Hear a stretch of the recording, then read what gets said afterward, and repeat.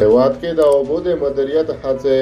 د اوبو او انرژۍ وزارت د 420 میلیونه افغانیو په لګښت لسګونه چک ډیمونه جوړوي.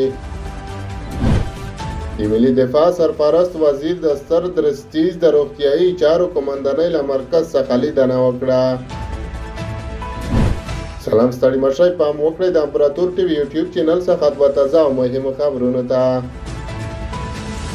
هیواد کې د اوبو د مدیریت هڅې. د اوبو او انرژۍ وزارت د 420 میلیونه افغانیو په لګښت لسګونه چک ډیمونه جوړوي. د اوبو او انرژۍ وزارت وايي ډیر ژر به د 420 میلیونه افغانیو په لګښت د چک ډیمونه د لسګونه پروژو چارې پیل شي. دغه وزارت په خبرپاڼه کې ویلي چې د اوبو او انرژۍ وزارت سرپرست شمه د سپټمبر 23 د هیواد په 14 ولایتونو کې د دې چک ډیمونو جوړولو په اړه د وزارت له رئیسانو او تخنیکی مسؤلینو سره د همغږۍ غونډه وکړه. خبرپاڼه زیاتوي چې د ناسته کې یوه مشخصه کمیټې ته دنده وسپارل شوه چې د دغو پروژو د تطبیق چارې ژر تر ژره په مسلکي ډول مخکې یوسي.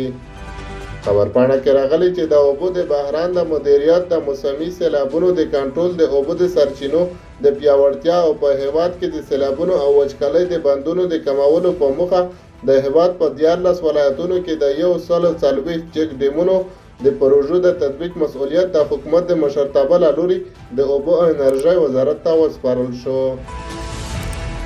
دغه وزارت ویلي دي چې دغه چک ډیمونو جوړولو بودیجه د حکومت د مشرتابه له لوري په فوق العاده ډول منظوره شوې ده.